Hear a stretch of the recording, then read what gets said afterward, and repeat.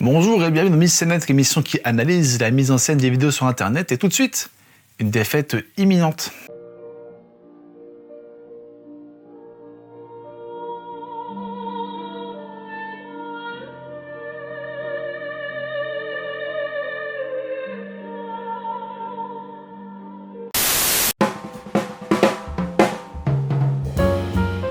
Alors c'est quoi l'histoire? Eh bien c'est l'histoire d'un enfant au sol qui avait l'air d'être caché, à qui on pointe un pistolet Nerf et qui crie en sachant qu'on va lui tirer dessus, qui va donc perdre et on lui tire dessus, et c'est bien et bien la défaite de tout avec Ave Maria de Schubert en fond. L'histoire se construit en deux parties avant tout, la première étant la phase où on attend qu'il tire sur l'enfant, puis la deuxième est lorsque l'enfant reçoit la balle en mousse. La première étant évidemment la plus conséquente de par sa longueur. Quant au tout récit, il faut du conflit pour qu'on ait envie de voir la suite, c'est la base. Et ici on a un type de conflit particulier, le conflit statique. Alors c'est quoi le conflit statique? Selon Yves Lavandier dans son ouvrage Dramaturgie, c'est un conflit vécu de façon passive, soit par inhibition, soit par impuissance. Un personnage apprend la mort d'un proche, il est anéanti, il souffre, mais ne fait rien. Et on est exactement dans un conflit statique où l'enfant est impuissant.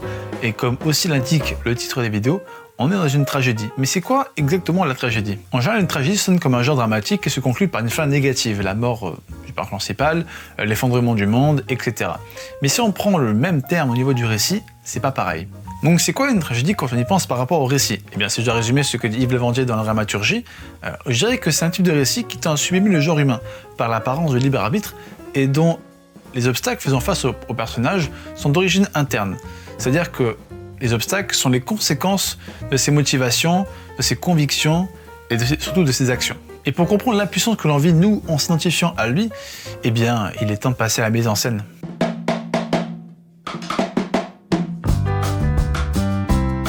Tout d'abord, le point de vue. On filme avec un téléphone, le ratio est là pour nous le dire, mais ça, on y reviendra plus tard. Mais surtout, on a un point de vue interne d'un adulte, vu la hauteur par rapport à l'enfant. Donc une vue subjective qui fait qu'on domine, en d'autres termes, en plongée subjective. Ne t'inquiète pas, ça va bien se passer. Ensuite, il y a une arme, ça reste à jouer bien sûr. Avec cette arme, on pense au FPS, donc au First Person Shooter, peut-être le point de vue le plus connu du jeu vidéo, vu qu'il est le point de vue subjectif du jeu vidéo le plus populaire. Donc non seulement on domine l'enfant, mais en plus on se place dans un point de vue dans le but est de tirer. Et lui nous regarde tendant le bras, criant, comme pour nous supplier de ne pas les tirer dessus. Alors que tout ce qui fait ce point de vue indique qu'on va les tirer dessus malgré la faiblesse du petit plus qu'apparente. On va développer tout ça dans la partie interprétation. Ensuite, il y a donc le ratio. Le plus connu est le 16/9, le ratio standard télé et web, puis il y a celui de vidéo, le 9/16, qui est le ratio vertical, plus que commun aujourd'hui vu que tout le monde filme à la verticale avec son portable. Donc ça confirme bien le point de vue subjectif d'un adulte à travers un téléphone, mais ça sert aussi à la mise en scène. Avec ce ratio vertical, ce qu'on voit, le champ est très réduit. Il y a plus de hors-champ que de champ. Avec bien sûr ce hors-cadre qui coince l'enfant dans ce format, et qu'il n'y a visiblement aucune échappatoire pour lui, il est condamné à être la cible. En plus de la ratio qui l'enferme, l'enfant dans le champ est tout aussi coincé avec d'abord, entre nous et lui, ce gros climatiseur blanc, enfin je crois que c'est ça, le pistolet Nerf dans une fine partie est déjà sur son visage, et le mur derrière lui qui n'offre aucune sortie dans le champ. En restant sur la ratio, on va aborder un point qu'on n'a pas vu dans la vidéo précédente, la composition. Alors, comment composer une image, la rendre à l'œil notable? Eh bien, la plus classique des manières, c'est d'utiliser les lignes de tiers qui, comme le terme l'indique, sont des lignes qui se situent à chaque tiers de l'image. Et si on les prend en compte, alors on voit d'abord que le ratio ne vaut qu'à un tiers d'une image standard 16/9, donc il y a 2 fois plus de hors-champ que de champ, ce qui confirme ce que j'ai dit avant. On constate, par ligne de tiers, que le garçon reste tout le temps au centre, ciblé jusqu'au bout, malgré le mouvement. Justement le mouvement, on avance vers lui, et plus on avance vers l'enfant, plus on domine avec cette plongée qui s'accentue au fur et à mesure qu'on avance. Donc plus on avance vers lui, plus on domine, et plus il est vulnérable. Mais en plus, avec ce mouvement, on réduit encore plus l'espace pour l'enfant, et on renforce donc le hors-champ. Il a encore moins de possibilités de s'échapper. Plus on avance vers lui, plus on nous fait comprendre qu'il sera la prochaine victime inévitable. Et plus on s'avance, plus le champ rentre dans leur champ. Et on voit clairement avec cet objet blanc qui s'enfonce toujours dans leur champ. On se rend bien compte de l'avancée, donc de l'enfermement sur lui. Mais ce qui fait la force de la vidéo, qui rajoute encore plus d'effet à tout ce que j'ai dit, c'est le ralenti et la musique. Alors d'abord le ralenti, à quoi il sert de base, puis à quoi il sert ici. De base, il sert à mieux percevoir ce qu'on ne peut pas voir par nous-mêmes, mais il peut aussi faire durer plus longtemps une action pour renforcer un sentiment. Car comme c'est dans le livre d'Edgar Morin, Le cinéma ou l'homme imaginaire, les films dilatent, ralentissent les moments intenses qui zèbrent la vie, réels comme l'éclair. Ce qui se passe en 10 secondes, on peut le tenir à l'écran 120 secondes. Regard d'amant, catastrophe, collision, explosion et autres instants suprêmes tendent à immobiliser la durée. Et ici, on est clairement dans ce cas de figure où l'action dure beaucoup plus longtemps qu'en réalité pour accentuer, pour renforcer la tragédie à laquelle on assiste. Mais il renforce quoi exactement? Notre impuissance. Et on le vit par le timing, parce que si on regarde à quel moment il tire à la 12e seconde sur 14 en tout, soit à la toute fin. Donc durant toute la vidéo, on sait qu'il va tirer. Il ne fait qu'à la fin, et ce qui nous permet de nous identifier à l'enfant, de nous identifier à sa détresse, sa peur, son impuissance. Et pendant ce temps, on avance vers lui. Donc plus le ralenti dure, plus on avance vers l'enfant, et plus notre sentiment d'impuissance s'intensifie, et plus on ressent la tragédie imminente sous nos yeux. Et enfin, on va parler de la musique. Alors c'est Ave Maria de Schubert, comme j'ai dit au début, un morceau de classique très connu, utilisé dans de nombreuses œuvres, événements et autres encore actuellement. Par contre, j'ai très peu de connaissances de base en musique, et encore moins en musique classique. J'ai fait des recherches, j'ai interprété ce que j'ai pu apprendre, donc je suis désolé si j'ai commis des erreurs. Ave Maria est un lied, donc un poème germanique chanté par la voix accompagnée par un piano ou un ensemble instrumental. Ici, on l'a bien compris, parce qu'on est des génies évidemment, c'est accompagné par un piano, et les leaders sont des chants ecclésiastiques, donc religieux. Mais le lied est issu du romantisme allemand, donc une expression en retenue, sentimentale, profonde, mais surtout paisible. Et on retrouve ces deux dimensions, paisible et religieuse, avec d'une part le piano joué en si bémol majeur, donc une tonalité profonde et sentimentale, qui ici représente cette paix, et le chant en soprano, qui est donc le type de voix en musique classique le plus haut, donc celui qui tend à pouvoir parler au ciel, donc à Dieu. Mais ici le chant va de crescendo en décrescendo, comme le piano, pour créer une harmonie entre le sentiment humain et le désir de s'adresser à une divinité. Alors super, on va tous dormir moins con ce soir, mais à quoi ça sert de savoir tout ça? Eh bien c'est simple, la musique est utilisée en contrepoint. Mais c'est quoi le contrepoint? C'est une technique de mise en scène qui consiste à utiliser deux choses qui sont associées, mais dont chacune de ces deux choses exprime des émotions, des sentiments opposés. Par exemple, si on prend Massacre à la tronçonneuse et que je mets une musique disco,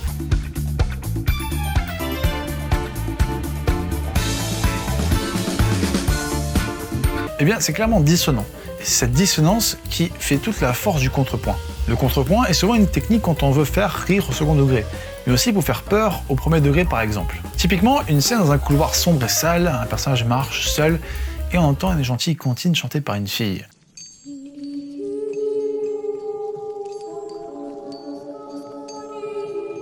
Je pense que vous avez tous compris qu'on peut faire toutes sortes de combinaisons pour arriver à des résultats spécifiques. Donc comment Ave Maria agit en contrepoint? Eh bien, vu que c'est une musique sentimentale et harmonieuse, elle ne convient pas à un gosse qui crie de peur, qui sait qu'il va juste se prendre une balle en mousse. Mais à côté de ça, le ralenti et la musique s'accompagnent très bien, parce que le ralenti est un type d'image qui donne le temps de voir toutes les nuances d'un mouvement, d'une action, d'une scène, ce qui est une perception qu'on peut dire harmonieuse. Donc c'est par l'harmonie de la musique et par la perception harmonieuse du ralenti que les deux s'associent très bien, et qui fait que le contrepoint est d'autant plus renforcé paradoxalement. Et il est donc temps de passer à la partie interprétation. Comme je l'ai dit, c'est une vue subjective type FPS, donc le but est de nous immerger totalement par le point de vue d'un personnage qui lui vit les actions. Mais pour moi en fait, cette vue subjective utilisée dans le jeu vidéo, et toujours de plus en plus au cinéma, nous fait plutôt sortir de la vidéo. Si la vue première personne fonctionne dans un jeu vidéo, c'est grâce à la fonction d'acteur qu'a le joueur qui se retrouve appuyé par ce procédé. Or dans un film ou une vidéo, un processus primordial est souvent oublié dans ce choix de réalisation. Il s'agit de l'identification, qui permet de créer l'empathie pour les personnages chez les spectateurs. Et c'est de là que vient l'inconfort de la vue subjective. Mathieu Triclot, dans son ouvrage Philosophie des jeux vidéo, explique que cette propriété extrêmement inattendue de la vue à la première personne, contrairement à ce qu'on pourrait penser spontanément, n'apporte pas un surcroît d'incarnation, l'impression d'être dans la peau du personnage, mais bien plutôt le sentiment inverse d'un vertige, d'une désincarnation, d'une perte de repères quand appliquée au cinéma. Pour un même point de vue, observable dans deux médias différents, les effets chez les spectateurs et le joueur ne sont pas les mêmes, car ce point de vue se base sur des notions propres au cinéma et aux jeux vidéo. Et l'effet de cette vue subjective nous place, nous, spectateurs, victimes de ce point de vue, car ce n'est pas notre point de vue, externe et unique, mais bien celui de quelqu'un. On ne donne pas le choix d'avoir notre point de vue. Et en plus, on voit quoi? On voit un adulte qui va volontairement traumatiser un enfant en lui tirant une balle de nerf, alors qu'il est complètement vulnérable. Enfin, le traumatisme est très relatif, mais tout de même, c'est quand même un adulte plutôt sadique. En plus, on imagine que c'est potentiellement un membre de la famille, c'est encore plus particulier d'assister à ça par cette vue subjective. Mais paradoxalement, ça contribue au rire, parce que justement, par la vue subjective, on regarde notre recul de spectateur, vu que ce point de vue ne nous permet pas de nous identifier à la personne qui a le pistolet, dont on prend notre point de vue propre à nous. Donc on assiste avec notre point de vue, toujours étant victime de ces vues subjectives, et on assiste à une personne qui décide de tirer sur un enfant qui demande juste un peu de pitié. Mais en quoi c'est drôle vraiment? Alors, d'abord, si on voit ça par notre point de vue, on comprend que l'état dans lequel est l'enfant, c'est complètement ridicule comparé à ce qui lui arrive. Il a juste perdu un jeu. Mais ensuite, si on prend le point de vue de celui qui tire, et là je vous pose des questions, est-ce que vous aurez décidé de ne pas tirer? Et là, je suis sûr que pas mal d'entre vous ricanent et pourraient me répondre, mais Giacomo, l'occasion est trop belle. Bande d'enfoirés. Donc qu'est-ce qui fait rire? On pourra faire du mal en nous suppliant de ne pas en faire, mais un mal innocent au fond. Donc pouvoir se sentir tout puissant, intraitable, infernal, sans pour autant que ça soit concrètement problématique. On reste dans un jeu de tir pour enfants. On va continuer, mais cette fois, on va s'attarder sur l'identification. Alors, spoiler, s'identifier à l'enfant qui pleure toute sa vie. Mais comment se passe l'identification en voyant cette scène? Et pourquoi c'est drôle? Parce que ça a double sens. Comme je l'ai dit, en voyant son état et vu le contexte, on se dit que c'est beaucoup trop. Et si on prend notre expérience cumulée, propre à chacun d'entre nous, sur l'identification à travers les films, les séries et autres, ça nous paraît encore plus exagéré qu'il réagisse comme ça. Et en même temps, on projette sur lui toute notre expérience d'enfant, et on comprend que ça puisse être pour lui un moment terrible. Déjà parce que, comme on l'a bien compris, il est dominé et vulnérable. Donc de son point de vue, se sentir aussi faible et petit face à un adulte bien plus grand que lui, ça fait quand même son effet. Et vu que les émotions et les sentiments ont parfois très peu de raison pour un enfant, on comprend aussi son état émotionnel. Et donc pareil, deux sens qui se renvoient, qui s'opposent et se complètent. Donc, à partir de ces deux doubles sens, le cadrage, le mouvement et le ralenti, vers l'enfant nous donne l'impression que c'est à la fois de plus en plus inéluctable, mais aussi de plus en plus absurde, mais aussi encore de plus en plus jouissif. Et ces trois impressions qu'on a, qui ont rien à faire ensemble en principe, font que c'est encore plus drôle. J'ai volontairement pas ça pour choisir l'effet de la musique sur nous, parce que d'abord il faut un peu comprendre globalement la musique. Je vous ai déjà expliqué le contexte, donc une musique religieuse issue du romantisme allemand, mais je vous ai pas dit ce que raconte cette musique. Alors c'est une adaptation de La Dame du Lac de Walter Scott, et pour faire un résumé ultra concis, c'est l'histoire d'Hélène qui a été protégée et couverte par un homme qui doit partir à la bataille du fait qu'il l'a protégée. Et Hélène adresse une prière à la Vierge Marie en chantant pour qu'il reste en vie. Donc c'est une histoire plutôt tragique. Et puis ok, pareil, on va encore devenir moins con ce soir, ça sert à quoi de savoir ça? Alors déjà, avant de me plonger sur la vidéo, je savais pas ça. Et je trouve ça cocasse qu'il y ait un héritage culturel inconscient sur cette tragédie. Et quand on revient à ce que je disais sur la musique en elle-même, et quand on y réfléchit, finalement on comprend que l'harmonie de la musique incarne les sentiments de la Dame du Lac pour l'homme qui l'a sauvée. Et la voix, l'expression de son souhait que cet homme puisse être sauvé à la Vierge Marie. Et donc quand on revient à la vidéo et qu'on reprend les doubles sens du point de vue et identification, cette musique nous paraît à la fois absurde, parfaite, et complètement disproportionnée. Absurde d'abord par le contrepoint, comme j'expliquais avant, entre la scène et l'émotion du petit qu'on voit et la musique sentimentale et harmonieuse. Parfaite parce que finalement la prière chantée ici, on peut dire qu'elle est pour l'enfant, qui est en train de connaître l'empirement de sa vie, et comme j'ai dit avant, elle colle bien à la mise en scène grâce au ralenti. Le ralenti d'ailleurs, non seulement colle bien sur la forme avec la musique, mais aussi sur le fond, car le ralenti et la musique intensifient cette prière, cette envie de sauver l'enfant, surtout quand on voit comment il cherche à interpeller notre aide. Mais par l'autre double sens, donc par l'intention d'être tout puissant sans pitié, le ralenti et la chanson intensifient la position dominante sur le garçon, car cette prière apparaît complètement vaine. Donc agit en contrepoint, mais au premier degré. Donc là aussi, dans un autre double sens. Et enfin, complètement disproportionné, parce que c'est juste une partie de nerf. Et il y avait Marie en musique de fond. En plus, on connaît plus que bien ce type de mise en scène. On peut difficilement, je pense, compter le nombre de morts au ralenti après l'échange de coups de feu dans les films. Donc, aussi parce que qu'on connaît ce cliché, on sait très bien comment ça va finir.